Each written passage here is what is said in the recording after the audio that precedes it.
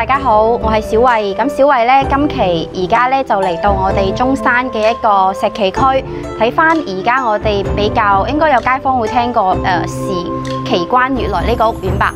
咁咧亦都係近期比較 hit 嘅。咁我而家咧就過翻嚟我哋嘅一個小區嘅位置啦，睇翻成個小區嘅一個感覺嚟講嘅話咧，非常之舒適嘅，以一個新中式嘅一個風格去設計啦。咁啊，一草一木。咁啊，睇翻起身嘅話咧，即係入翻嚟嘅話，即係好似去咗一個公園咁樣嘅啊！包括我哋睇下呢度，好似我哋嘅一個飲茶嘅一個專區啦，非常之靚嘅，係啊，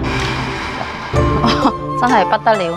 咁可以俾大家參觀下先咯。所以入翻嚟嘅話，真係好有感覺嘅，所以花少少時間俾大家睇下佢一個實際嘅一個環境係點樣咯。咁我哋而家今期賣緊嘅一個屋苑嚟講嘅話咧，佢嘅面積106平啦，同埋我哋123平嘅3房到4房，實用率非常之高，因為嘅話咧，佢贈送嘅空間比較多，咁啊成間房啊，包括露台啊各方面全部都係贈送嘅，一陣間可以帶大家睇下。而且嘅話咧，亦都係送全屋嘅一個智能家居啦，包括我哋一個空調啦，咁啊亦都係我哋帶我哋5000蚊嘅交樓標準嘅一個精裝修，非常之靚仔嘅。跟住嘅話咧，再講翻佢周邊嘅一個配套啦嚇。咁佢呢度嘅話咧，周邊嘅配套嚟講，亦都係比較齊全嘅。因為我哋對面呢度就一路之隔，就係出到門口，咁就係我哋一個南下美食街啦。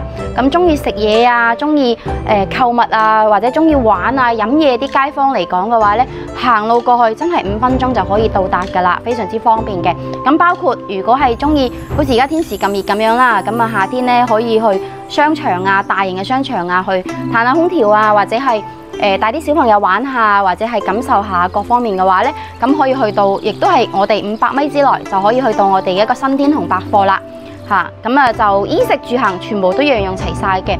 咁好啦，唔講咁大家，事不宜遲，直接去片。好啦，又到樣板房時間啦，睇翻我哋奇關悅來而家比較 hit 嘅一個戶型。咁呢個戶型嘅話咧，實用率好高嘅，去到100%嘅實用率。點解？因為贈送嘅空間面積比較多啦，單價15000幾就可以上會啦，首期20萬到 ，OK 冇問題。而之後咧送全屋嘅一個智能家居啦，同埋我哋嘅空調，咁咧亦都係大裝修、高品質交樓嘅。我哋106平嘅一個3加1房，咁我哋去睇下先。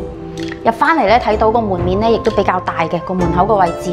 咁嘅話咧，實心嘅防火門同埋我哋嘅一個智能嘅密碼鎖都係交樓標準嚟嘅。咁呢邊嘅話咧，會做咗一個預留鞋櫃嘅位置啦，同時嘅話咧，亦都我哋嘅採光窗。咁咧就所以嘅話咧，呢個空氣嘅話咧，亦都比較對流嘅，係啦。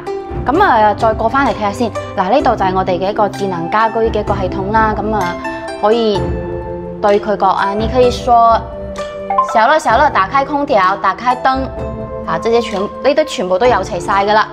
咁咧就成間屋嘅話咧，佢到時嘅話咧感應到嘅話咧，就按照翻你自己中意想點樣啦。咁佢就呢個中控台就可以幫我哋控制晒成屋嘅一個好似燈啊、開關啊、窗簾啊呢啲都 OK 嘅。呢邊咧就係我哋嘅一個廚房嘅位置啦。廚房嘅話咧，佢係一個 U 型嘅設計，比較長嘅，比較闊落，同埋嘅話咧會有個贈送嘅生活露台。咁喺出邊可以做個洗衣房，冇問題嘅。咁呢啲嘅話咧，亦都係我哋嘅交樓標準啦。咁呢度亦都可以做個雙門冰箱嘅位置，冇問題。再過翻嚟廳嘅話咧，佢開間嘅話差唔多有4米嘅開間嘅，比較闊落。同埋咧呢個戶型嘅話咧比較方正，咁基本上嘅話咧動靜分離專區全部都係設計好晒噶啦。所以嘅話咧，如果睇開屋苑嘅話咧，啲街坊嚟講嘅話，其實入嚟都會覺得嗰個感覺嚟講都比較舒服嘅。呢度做咗一個1、2、3、4、4人嘅餐台啦。呢間房創意空間，咁咧呢間成間房呢個位置咧。呢度全部都係贈送嘅，佢唔係送一半，係成間房都係贈送。咁咧可以喺呢度做個書房嘅位置，或者其實喺呢度放張米半床，再做個客房嘅話咧，亦都 OK 嘅。同時嘅話咧，佢亦都會比較大嘅一個採光窗啦。咁咧呢個冷氣嘅話咧，亦都係我哋嘅交樓標準啦，同埋我哋嘅樓底咧有3米高嘅，係啦。咁呢度係廳嘅位置啦，4米嘅開間，再放個沙發、茶几，放個85寸嘅大電視機喺度，好舒服，非常之靚。呢度就係我哋嘅露台嘅位置啦。露台嘅話，因為我而家着咗鞋啦，咁佢按照翻佢呢個係嗰個飲茶嘅一個設計去做啦，我唔行過去啦。係啊，咁咧可以望翻我哋嘅一個小區嘅一個遠景啦。咁而家喺2樓，咁咧前面嘅話咧亦都冇嘢遮擋嘅，因為咧佢對面嘅話咧係我哋嘅商業區嚇。咁呢個露台嘅話亦都比較闊嘅，呢度差唔多有成4米，再成2米半嘅一個嗰個闊度。咁咧我哋可以喺呢度坐低飲下茶，睇翻咁靚嘅一個環境，好寫意，好舒服。就睇翻房間嘅位置嚇，呢邊咧係我哋一間兒童房啦。兒童房嘅話咧亦都比較大嘅，咁咧佢就冇做衣櫃。咁如果係到時再加個衣櫃上去嘅話咧，可能就會緊湊型啲啲。咁我哋可以做個訂做嘅一個嗰個榻榻米啦，或者係衣櫃連埋床嘅話，連埋一體嘅話都可以用埋嘅。同時嘅話咧，佢個採光窗你睇下比較大啊，所以嘅話咧空氣同埋望翻去出去肯定好開揚嘅，比一般嗰啲傳統嘅戶型嚟講。嗱，呢邊就係我哋嘅公共洗手間啦，入邊嘅話咧亦都係交樓標準嚟嘅，同埋我哋嘅一個冷暖浴霸呢啲都全部都有埋喺度噶啦，同埋我哋嘅馬桶啦，係啊。咁啊睇翻呢邊有間房間，呢度咧就係我哋嘅一個嗰個係一間主人房嘅位置。咁主人房嘅話咧，佢呢度咧會做咗預留嗰個衣櫃嘅空間嘅個位置。咁啊呢度大概去到70公分都冇問題。然之後嘅話咧，主人房嘅話咧睇起身嘅話，其實就好似細咗少少，但係嘅話咧都勝在都 OK 都夠用。因為佢呢度嘅話咧，佢面積嚟講嘅話咧，佢就係106平嘅。但係嘅話咧，佢就基本上即係每間房間嘅位置咧，佢都係恰到位咯。啊，咁啊亦都可以望翻我哋嘅一個比較開揚嘅遠景啦，比較舒適嘅。呢度放張1.8米床到2米床都冇問題嘅。咁啊，再過翻去睇翻呢邊。哦，啱先嗰間唔好意思，啱先嗰間唔係主人房，嗰間係客房，呢間先係主人房。係，因為主人房嘅話咧，帶埋我哋嘅套間洗手間啦。咁啊，入邊嘅話咧，呢度就係我哋主人可以沖涼、沐浴、更衣嘅地方啦。咁主人房嘅話咧，呢間會比較大嘅，有成差唔多15個方左右。你喺呢度做個衣櫃啦，再做個床頭櫃啦，咁啊，亦都係比較有大嘅一個過渡空間。嗱，你睇翻呢度，你可以睇下嘅。咁啊比較闊落嘅，同埋呢度個過渡位呢度亦都比較大嘅，所以嘅話咧，好舒服，冇問題，好舒服，真係好舒服。咁亦都可以望翻我哋一個窗外嘅一個遠景啦，冇嘢遮擋，而且都係南向嘅。OK， 咁呢個單位嘅話咧就睇晒啦，咁仲會同大家再講多次啦。106平嘅一個3+1房，實用率去到100%嘅，單價嘅話咧15000幾，首期20萬到就可以上會啦。咁中意中式園林設計風格嘅屋苑嚟講，而且係講求翻即係嗰個中式感嗰啲街坊嚟講嘅話咧，中意嘅話就過嚟睇下咯。OK， 咁頭先咧睇咗個細啲嘅，而家嘅話咧仲有個大啲嘅123平嘅，咁咧就係差唔多1300尺左右噶啦。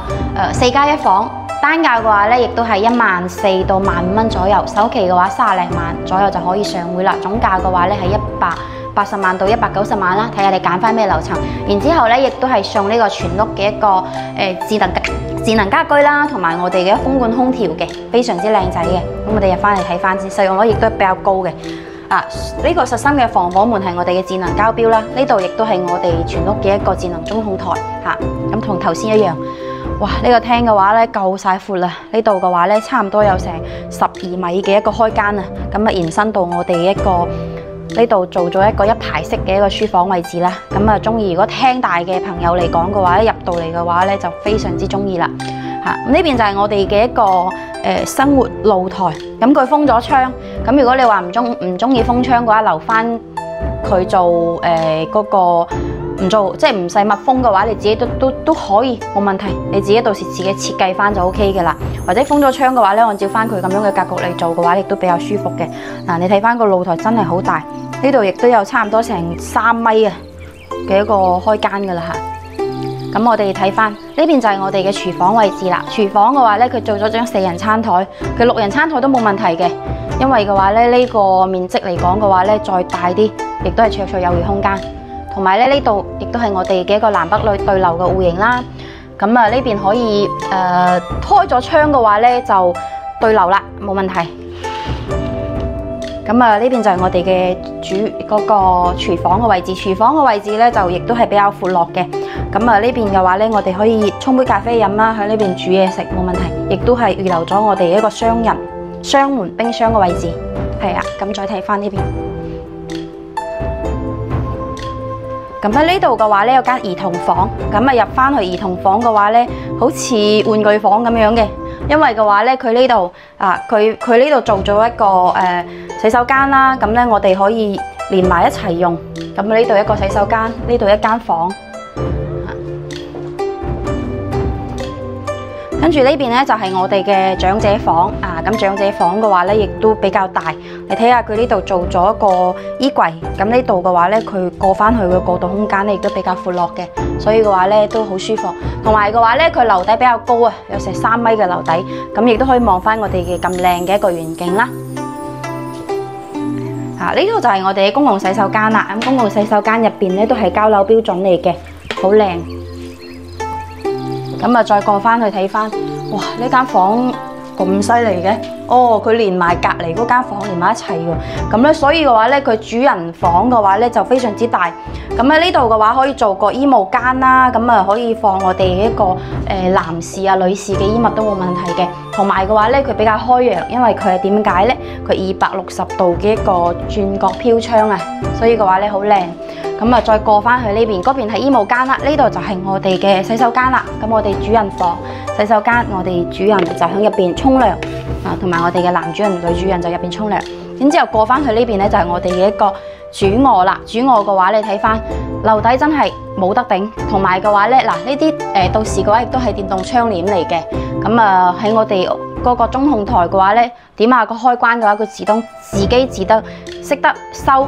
識得合埋，識得打開，非常之智能化。同埋呢度咧，亦都可以放張1.8米乘2米嘅大床冇問題。咁啊，呢度再做個放個大電視機，好靚，真係唔錯。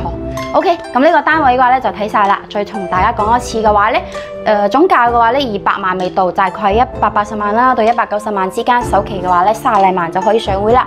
咁中意嘅街坊嘅話咧，係真係想置業中山或者養老度假自住啊咁樣嘅話咧，可以先過嚟呢個樓盤望望先咯。